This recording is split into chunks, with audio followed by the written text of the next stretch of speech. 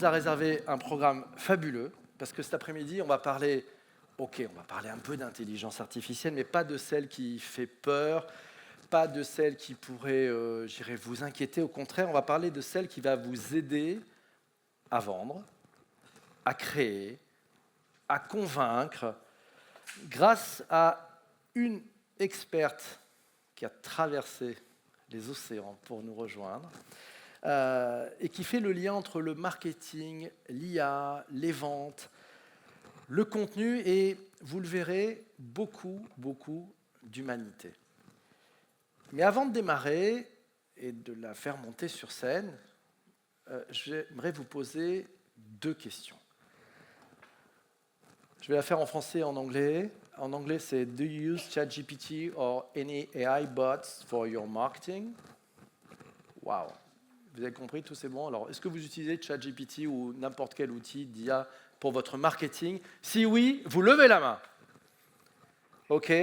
Donc, jusque-là, normalement, à peu près bien. Ceux qui n'ont pas levé la main, réécoutez la question la prochaine fois. C'est bon.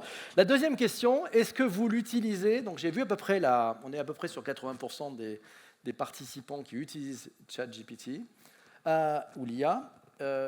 Do you use it daily or weekly? Est-ce que vous l'utilisez quotidiennement ou une fois par semaine au moins? Si l'un des deux, vous levez la main. OK, that sounds great. Yeah. OK. Notre invitée s'appelle Pam DIDNER. Pam est consultante, autrice, conférencière. C'est une ancienne de chez Intel. Vous vous rappelez le logo, là, le petit... Voilà, elle a travaillé là-dedans. Et surtout, elle a une capacité assez unique à rendre l'IA simple, utile et, vous le verrez, plutôt drôle. Elle a écrit plusieurs ouvrages. Elle a écrit The Modern AI Marketer. Elle a écrit Effective Sales Enablement, Global Content Marketing. Mais je vous propose peut-être quelque chose parce que, ayant traversé les océans, elle vient de Raleigh. Je voudrais qu'on fasse un truc génial. On va oublier les petits applaudissements timides. J'aimerais qu'on fait comme si on était à Las Vegas. Voilà. Que vous vous leviez et qu'on applaudisse et qu'on accueille Pam DIDNER comme il se doit. Vous vous levez sous vos applaudissements. Thank Pam, you. are you coming? Hey! She's there. Thank you, Pam, for being there. All right. Pam, Oh my the God. floor is yours. Thank you so much. Thank you so much. I don't think I ever receive a standing ovation. It's a first time. It's a first time. So, I want to talk about AI and marketing. And really, I only have 2 goals today. 2. Just 2. Number 1 is I'm going to help you understand AI and how to use AI more effectively in 60 minutes. That's 1.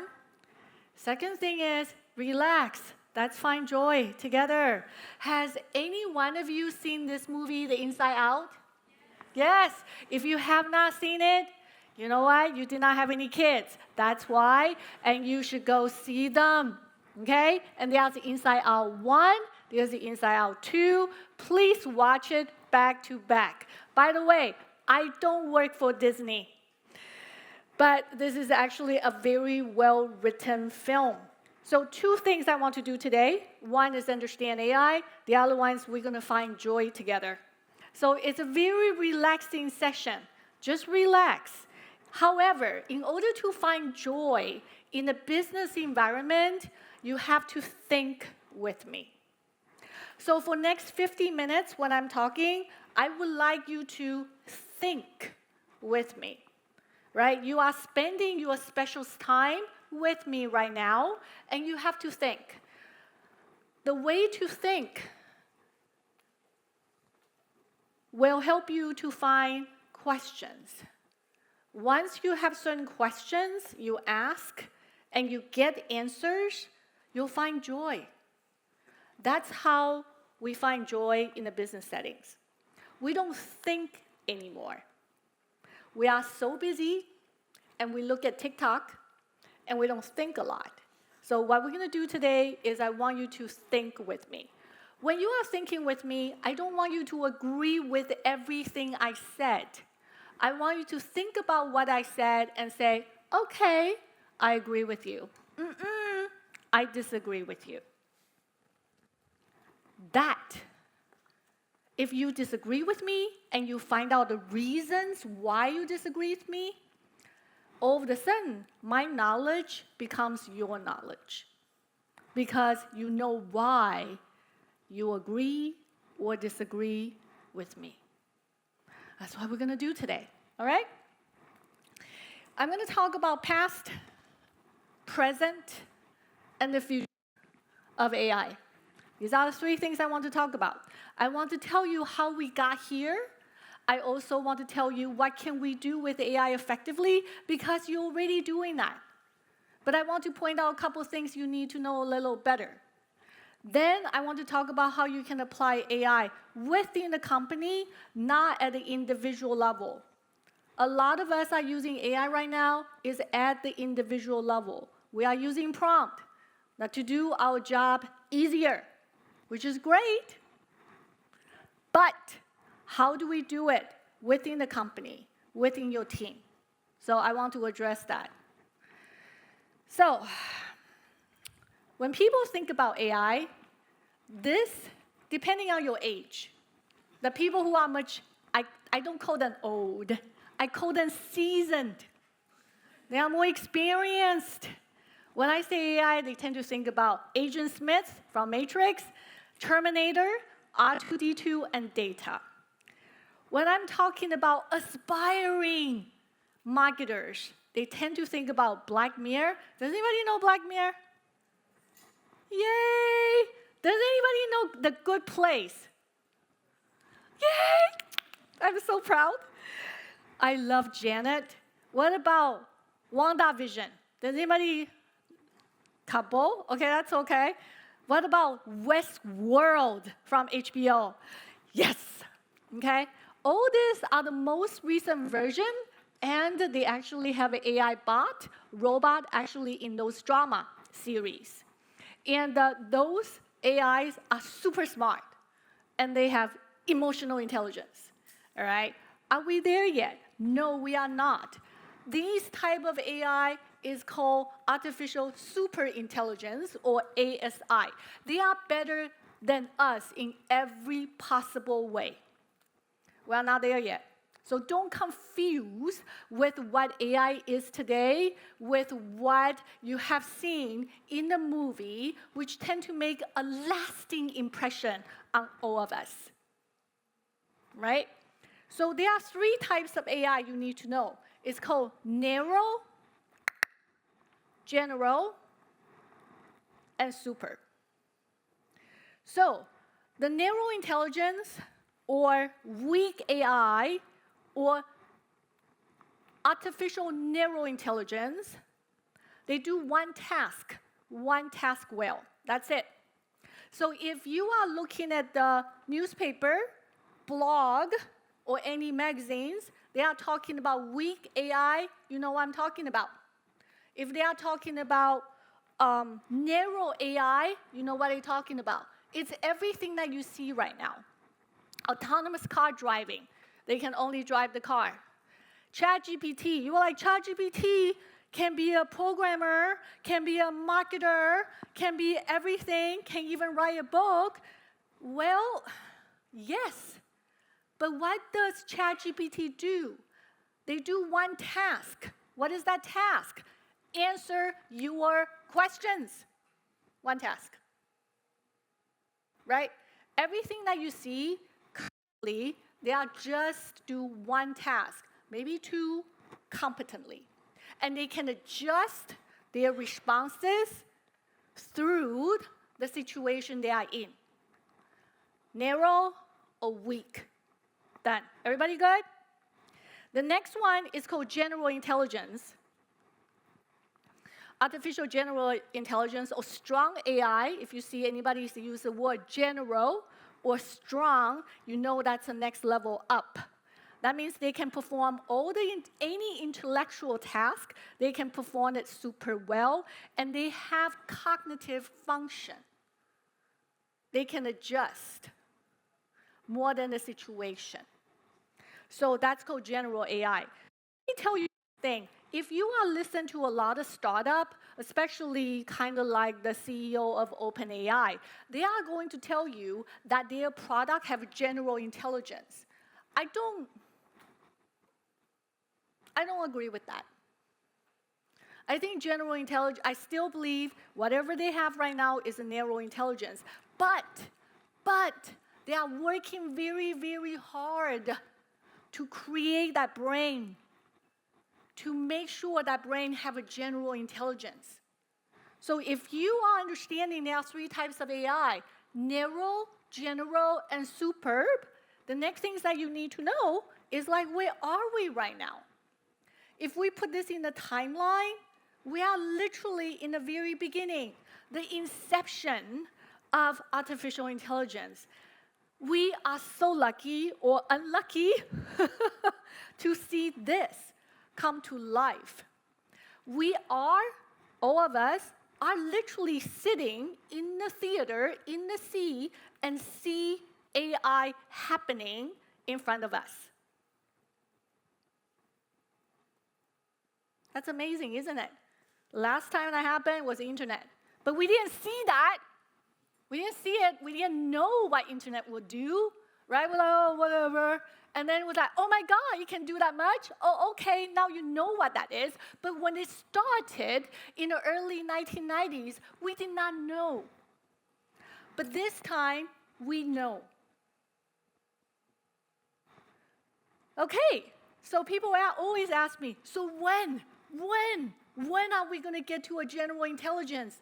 Is it 2050? Is it 2030? Is it 2070? I don't know.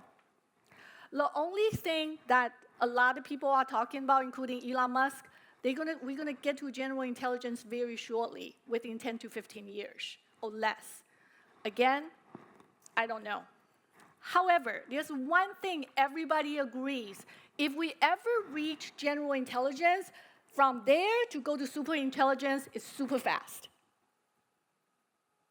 But from the narrow one to general, it's going to be a little while. Okay? Is that helpful, everybody? So you will see a lot of Silicon Valley startup talking about general intelligence, but I don't believe that's general intelligence. I still think it's a narrow intelligence. But they are going to use that. But you have to know the difference. Okay? Everybody good so far? Types of AI, timing of the AI. The next one, the form factors. There are different AIs out there. A lot of AIs that you have seen tend to have a form, a physical form, especially like this robot dog. They will go to the place that we cannot go to. Or they have, an arm, the robotic arms that we'll use for manufacturing floor.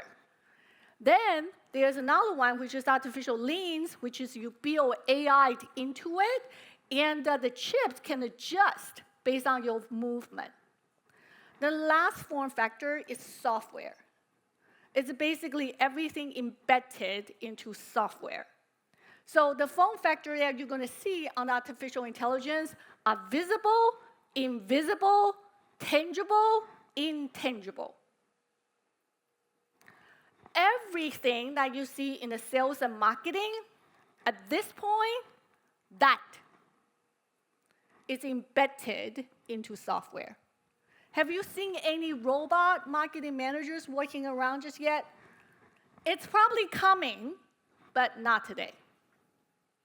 So everything that we've seen on the sales and the marketing side, invisible, intangible, is embedded into software. Is that helpful? So now you know there are 3 types of AI. Now you know the timeline. Now you know the form factors. Then artificial intelligence doesn't seem that overwhelming, and it's not intimidating anymore. Because you know when you read something, you have a point of view. And that is important. Okay? So back in 2006, there is a researcher in Stanford University and basically said, okay, We try this artificial intelligence. We write rule, R-U-L, rule-based computing. We are not going anywhere because we have a lot of exceptions we have to deal with when we try to develop artificial intelligence. Why don't we start from scratch? Why don't we just train the computer to recognize images? This is apple. This is red apple. This is green apple. That's a yellow apple. Can we just train machines to recognize images? That's it. This is a human walking. This is a car. That's a light. We just train them to recognize this. Okay, that started in 2006. So they ask a lot of communities, computing communities, especially with academia, campuses, universities, institutions, ask everybody to send her images. Images of fruits, images of people, images of everything. So she started categorizing them and help the computer to learn those images. Initially, because the sample size was not very big, the accuracy was very low, like 60%. So she asked everybody to actually kind of work on her program and optimize it and see if they can increase the accuracy rate of recognizing different images accurately and correctly. Over 6 years, until 2012, they were able to bring up the accuracy rate to 89% or 90%. That's huge. That's huge. All right? So that, she didn't realize back then, what she started has a huge implication on everything we do. So, think about it. If the computer has been trained to recognize different fruits, different images, and be able to do it accurately,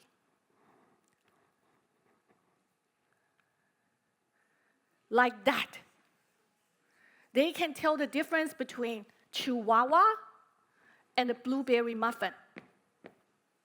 If they can identify, we can tell them the difference. But what if the computers can tell the difference in 99.99%? If the computer can say, this one's Chihuahua, you give them 3 Chihuahuas, they say, that's still Chihuahua. You give them the blueberry muffin, they say, that's a blueberry muffins. 3 blueberry muffin. If they can recognize 99.9%, imagine they can recognize our faces. That's a facial recognition. They can recognize the street sign. That's autonomous car driving. They can recognize sentences of words. That's ChatGPT. Do you see where we have come in terms of training the computer? That's machine learning. It's just train computer to recognize things we recognize every single day. And we have to label them correctly to help the computer understand, as if we're teaching a child. Yeah? That is the implication of Fei Wei's project. I found that amazing, amazing. So with that being said, that leads to this what's so-called LLM. You're going to hear that often, large language model, which is you hear that. It's just basically a model that's being trained by huge amount of data. Because they're being trained by huge amount of data, they can know in any situation, hopefully, they know what kind of answer they can give it to you. That's LLM, large language model that has been pre-trained. It's pre-trained. As if like a child being delivered to you, that has been trained on how to walk, okay? LLM. Then the next thing is GPT. Can anybody, I have chocolate.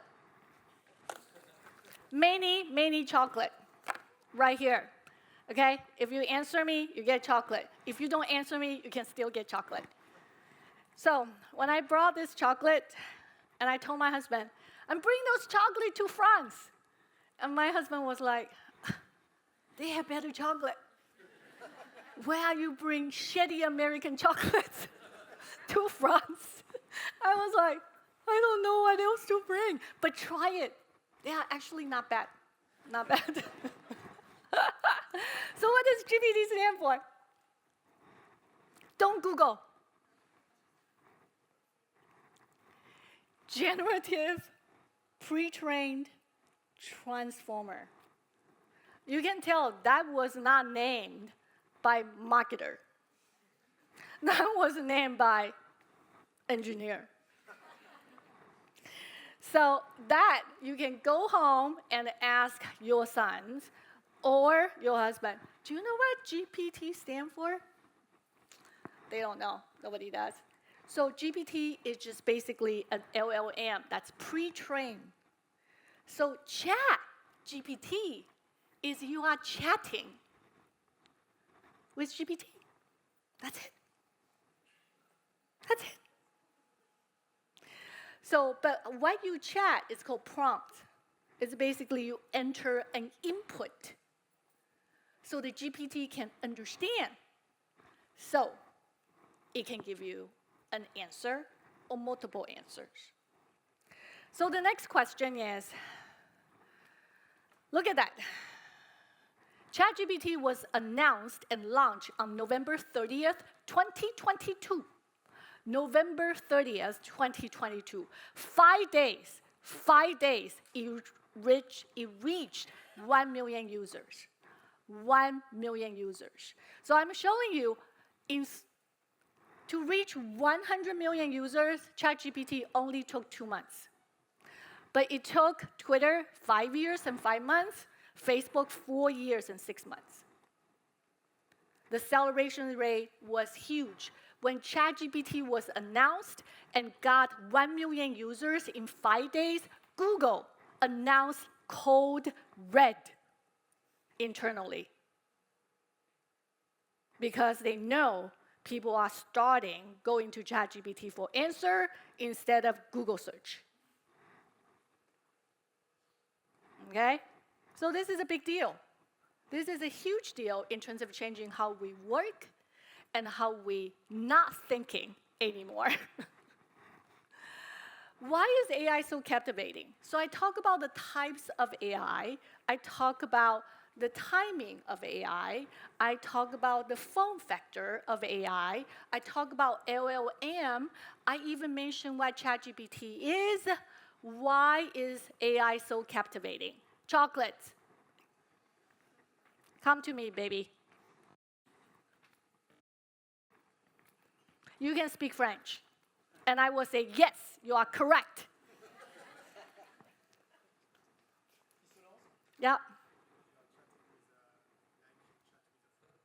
Like we are chatting with a friend because they give you answers. We are chatting with a friend. It's a conversational. One more answer? Anybody? Personne n'aime le chocolat? Qui aime le chocolat? Even bad chocolate, you should still have it. It's faster and simpler. I agree. Thank you. See, there's no wrong answer. Yeah. Absolutely none. You have something to carry? Chocolates for... Come here. Just come here and grab it. I have so many kinds. Okay. I have white chocolate. Wow. I have Wow. dark chocolate. Fantastic. I have chocolate with the orange. What do you want to say? Grab one. Come on. Ah oui. Oh. Elle a dit. Oh. Come grab it. Come. Like I said, Un seul. Hein? we are having fun. Un seul. Okay. Only one. Only one. Always agree with us. Tu veux quoi?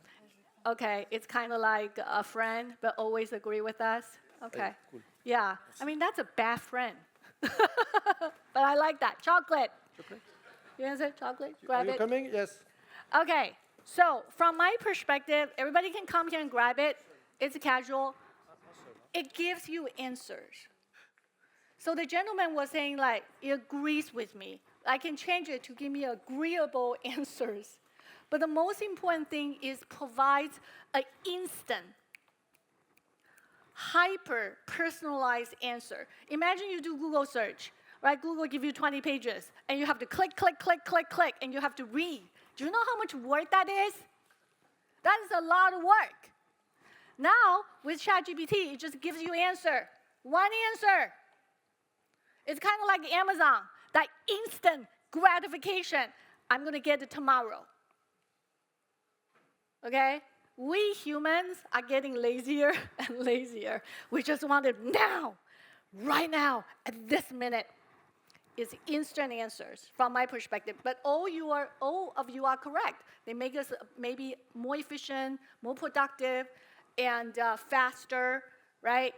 So that is one thing I kind of want to share with you. It's the overall landscape of artificial intelligence. Does anybody have any questions so far? Anybody good? Now let's talk about present. So most of you are using AI for prompting, okay? That's fine. So next question, when to Google search, when to Copilot? Or, ChatGPT. When? There's no right or wrong answer. Again, guys, think with me. When to Google search, when to ChatGPT? Somebody? Where? Speak. Just over there. Yeah. Please. Please. You can Google when you want a quick answer about timetable or something, and you can ChatGPT when you want a summarized answer of something more global. Okay, that's good. But I can also tell you the things that you want to do, you just said in terms of Google, they can also do in ChatGPT. Now I only ChatGPT now. Oh, you only see, okay, only ChatGPT, I agree. So basically you are 100% ChatGPT. Yes, okay. Check information. You can check information in both ChatGPT and also Google.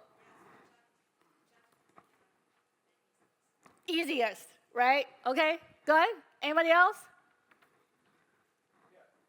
One more? Come on, grab your chocolate.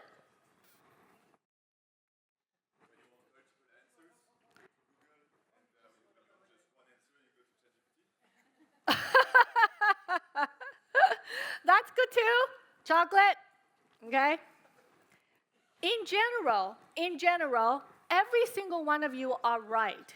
What I'm trying to show you is anything that Google can do, ChatGPT can do too. Anything ChatGPT can do, Google can do it. So it comes down to a personal preference. What do you want to do? What do you want to use? That's a personal preference. Like this lady right here, she mentioned she's ChatGPT 100%. That's her, she changed the habit. But a lot of us still like, okay, restaurants near me, let me Google. And then was like, okay, I need to brainstorm, like what kind of marketing tactics I need to do, ChatGPT. But honestly, you can also do restaurants near me in ChatGPT. You can see this survey was done 2 weeks ago. 2 weeks ago. See, ChatGPT's usage rate has accelerated, almost catching as fast as it can be to Google. Imagine doing this exactly same survey 12 months from now. The number is going to change. And guess what? Which number is going to be higher? That side.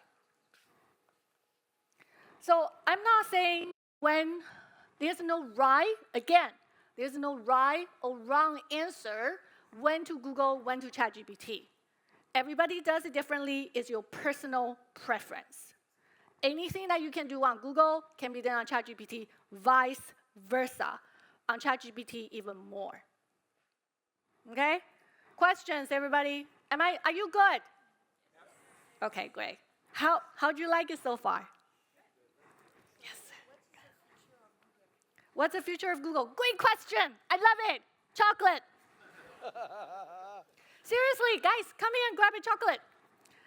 And feel free. The future of Google, Google is very nervous, and they are doing everything they can to keep their market segment share. By all means, they should. So at the I/O conference, which is they had several weeks ago, they announced something called AI Mode, M-O-A-D. So if you do Google search right now, just now, when you do any Google search, you will see AI overview, right? It will come up to do a summary for you before you show pages. Actually, a lot of people reading that summary. So they are modifying their search, and they are incorporating AI into a lot of things they do, including search. At the same time, they are doing something very similar to Microsoft. Microsoft has Copilot. Does anybody using Copilot? Very little, but you guys will increase. The reason is, what is the difference between Copilot and the ChatGPT? ChatGPT is standalone, all by itself. But Copilot can be embedded into Excel, Word, PowerPoint, your Outlook, and every single Microsoft product. If you are in Word, and you're like, so much work. I have to open my browser. I have to open my ChatGPT, too much work. And then there's a little icon within Word. It's, say, Copilot.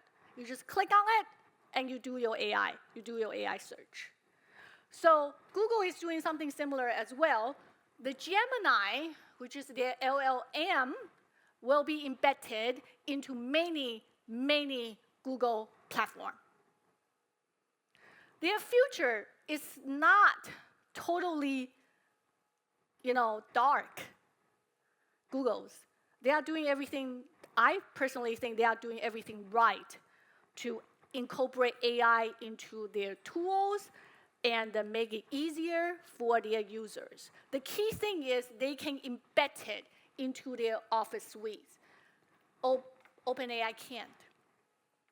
So that's also the advantage. I'm helping you think, right? But you ask a great question. Great question. Thank you. Okay, you can see there are a lot of AI tools, marketing tools out there. There is Opus Clip. I use it sometimes, which is you can enter the YouTube link, or you can upload the MP4. The AI will cut video clips for you. AI. There's one called Magi. Basically, they congregate like 10, 15 LLM. Like you can use OpenAI's LLM, you can use Gemini, you can use Copilot, you can select the one. You can also select what is the role of your job.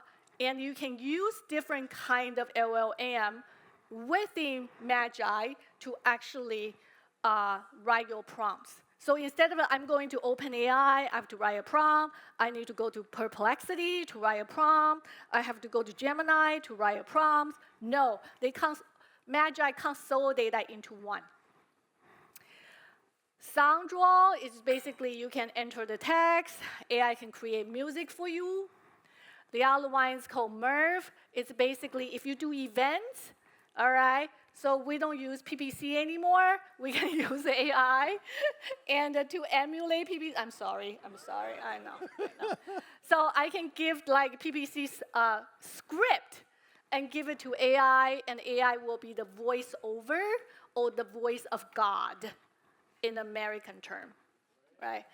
And PPC was like, get off the stage, get off. Anyway, next one is to summarize your meeting. But understand, they are all narrow intelligence. They do one task well. So every announcement that you see in terms of a startup are creating new product, they tend to be one task. That's why you feel like AI is so overwhelming. You hear news on AI every single day. You're like, enough. But don't feel stressed. Now you're going to read it. You're like, doesn't relate it to me. You move on. You read it, some of the announcement, you say, okay, this is something I should give it a try. Then you try it. It will reduce the stress level when you are talking about AI. Okay? All right. AI can do many, many things. AI bots, All right? How much time do I have? Now we can go. It's up to you. Do I only have 17 minutes? Yeah, no. 5 and then we can speak because I need to have a job, you know. Okay. My God, we only have 5 minutes. No problem. Okay, so I want to talk to you about like the AI prompts, but very quickly. So when you are talking about why do you use AI to actually on ChatGPT, marketing people tend to use AI for several reasons. Create marketing plan. I'm going to show you a marketing plan. Okay. The other one is, what is my value proposition?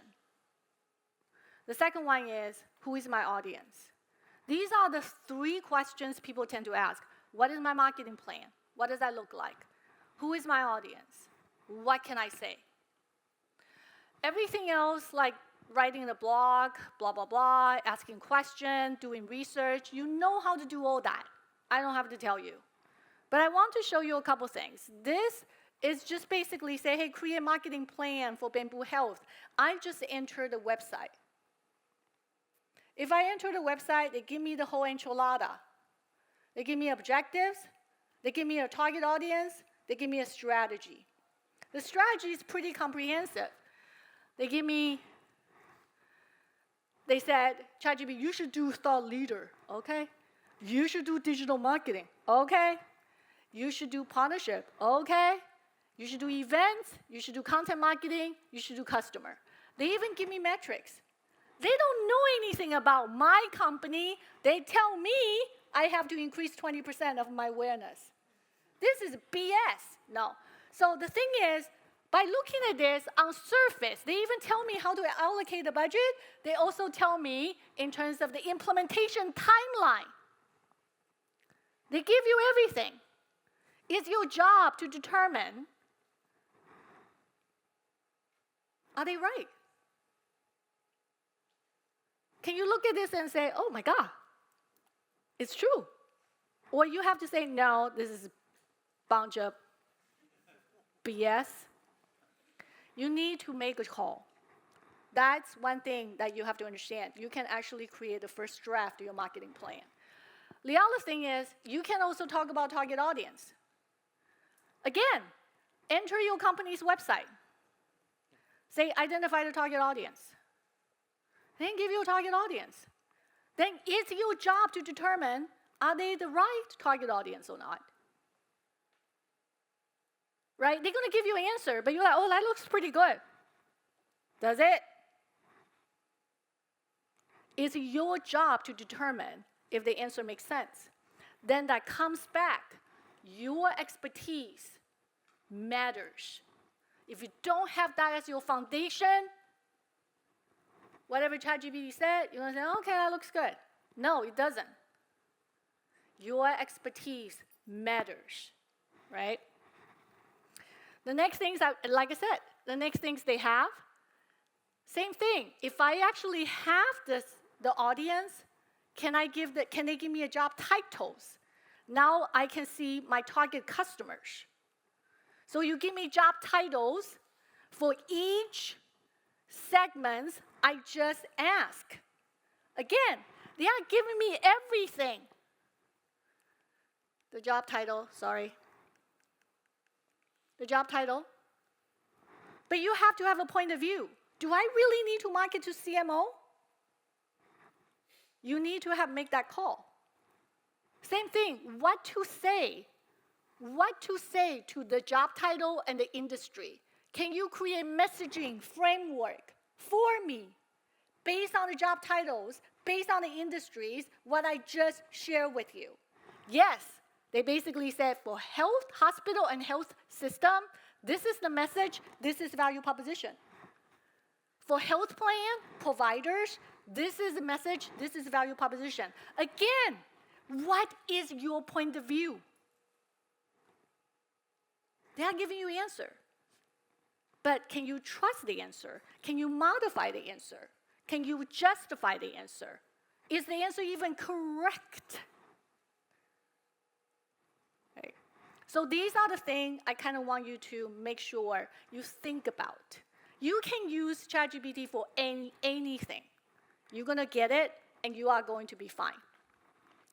The other I thing, got asked to help make a magazine cover for Cosmo magazine, the Cosmo. But this one would be different than every other cover before it, because this one would be their first magazine cover generated by artificial intelligence. What would it look like? I started off by getting on a call with the Cosmo team to discuss the creative direction of the cover. We wanted to represent a powerful woman, and we decided on an astronaut. Then I got to work, and I used DALL-E to generate options. But none of them felt quite right. This one, for example, was too boxy. Each time I adjusted my prompt over and over again, refining it to try to get the right image. And after many, many hours of trying hundreds of prompts, finally figured out the right one.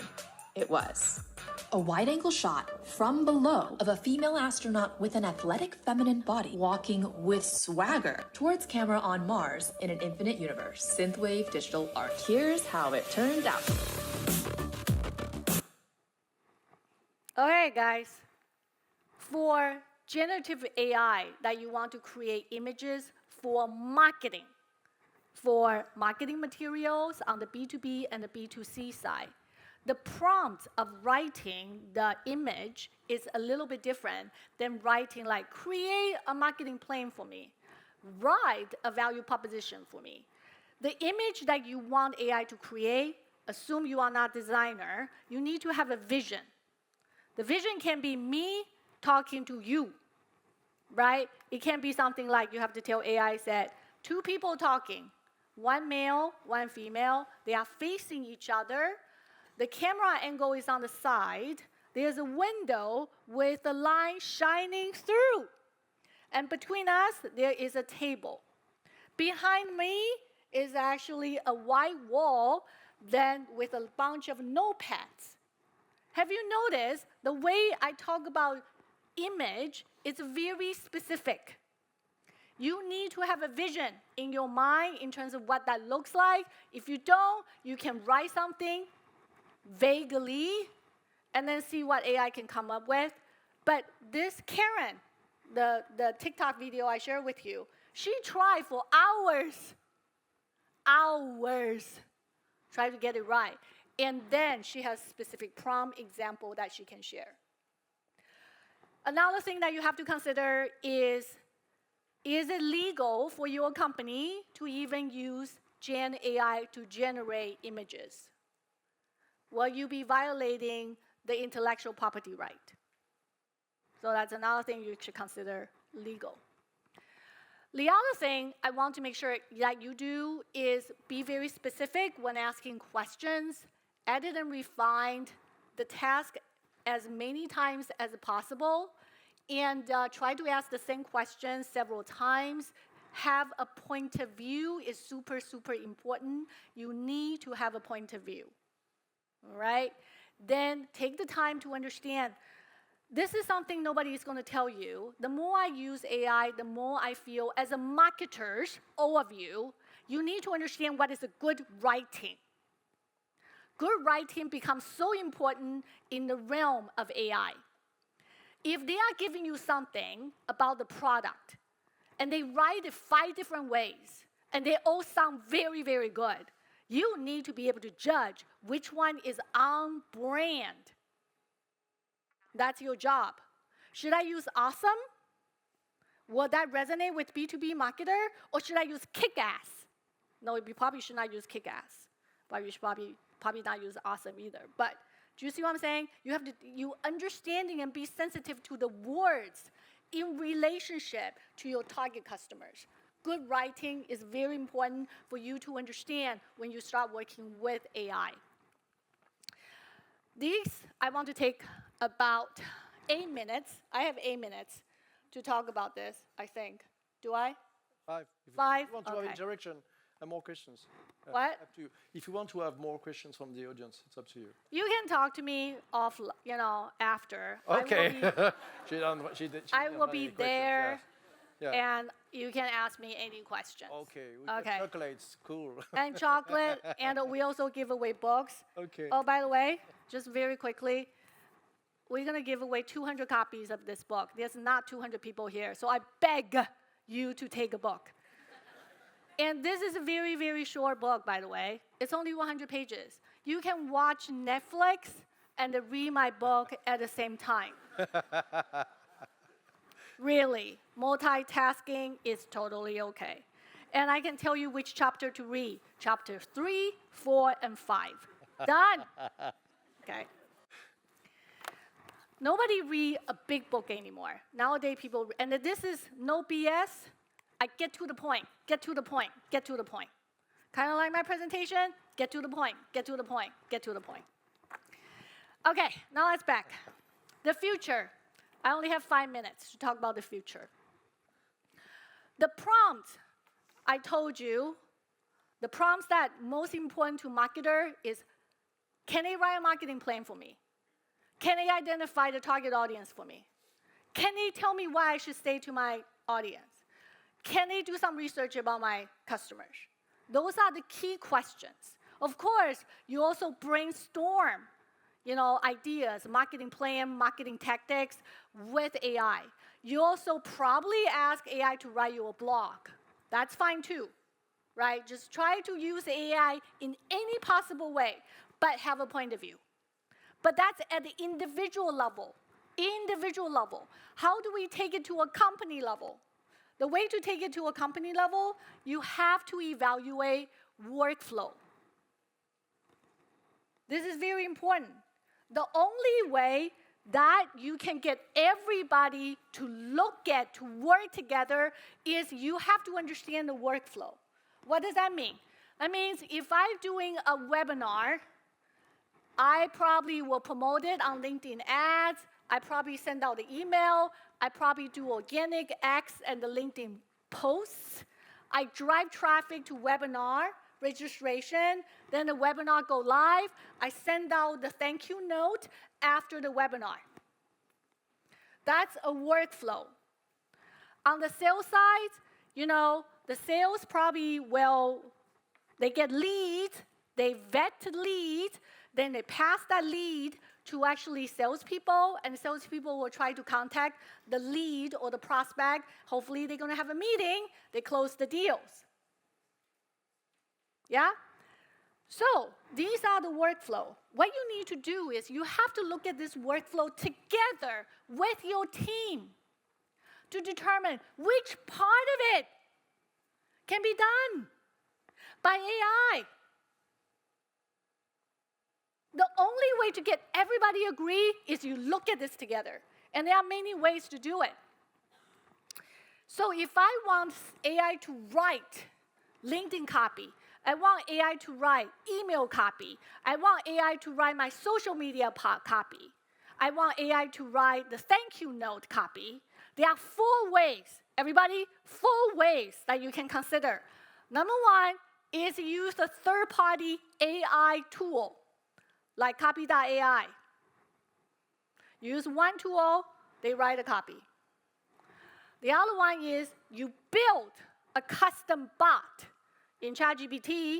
You give them a specific instruction, and they will write a copy. The other one is you build the AI agent. AI agent is basically in a way that you create an agent, and you give agent an input in terms of you want to do this webinar, and you give them the description of the webinar, and then the agent will write different kind of copy for email, for LinkedIn, for social media post. AI agent. Or you can use multi-agent, which is you have AI, you have one agent, basically does copy, the other one does analysis. Got it? I've got one question because I want some chocolates. What about the 5th one? Please. Yes, rebuilding the process, rebuilding the workflow with AI.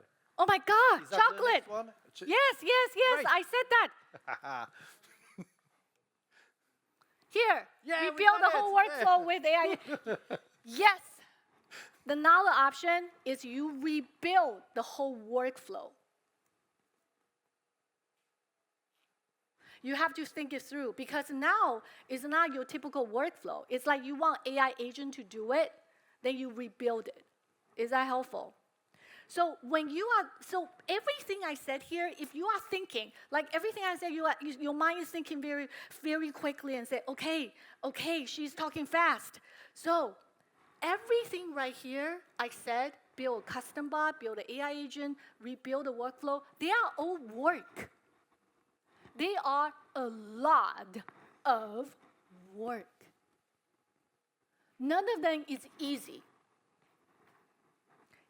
Imagine took Fei Wei 6 years just to get the net, to get the computer to recognize many image. You have to train your AI agent to write the way you want it to write. That means you have to take time to train them. And that's work. So if you are reading a lot of like a blog, especially coming from America, like AI agent is here to stay, now is the time, an era of AI agent, yes and no. Yes, a lot of startups try to build that AI agents for you, but it's still your job to integrate, to implement, to test. And that's work. Is that helpful, everybody? So now I just want to explain to you in terms of the way that you think about AI agent. You can use ChatGPT just to do AI prompt. That's semi-automation. You build a custom, that's a semi-automation. But you build an agent, that's more automation type of process. But if you build something that's fully automated, that means you have to test it like no one else. Because if you don't test it, you know how it is. Things may go wrong. Yeah? So, I don't have time to talk about AI agents versus agency. I want to leave it to you to think about it. So, if you have choice between selecting AI agency versus AI agents versus your agency, what would you do? I just want you to think about it. You don't have an answer, I don't have an answer either. Okay? Something to think about. This is something you need to think about for the future. Anyway, I talk about this. AI will continue to evolve. You need to learn to use it now. Experience it. You're going to get frustrated no matter what you use, new tool, existing tool, no matter what you use, you're going to get frustrated. That's totally okay, right? Trial and error. Allocate time to do something new. The other one, always think from your audience perspective. Always. The next one, have a point of view. This is very important. I say this 5 times. You need to have a point of view about your audience, about your plan, about your products, about what AI presented to you. At the same time, you should have fun. Have fun doing it. It's not life and death. We are not doctors. Nobody dies. If something goes wrong, let's just have fun, okay? AI doesn't know your product, your experience, don't know your brand. It doesn't have your expertise. You do. Listen to Jennifer Lopez. Don't listen to me. AI is here to stay. At the same time, AI is learning every single day. LLM, the engineers is optimizing it. They are learning every single day. So should we. We should also learn every single day. So that's my presentation.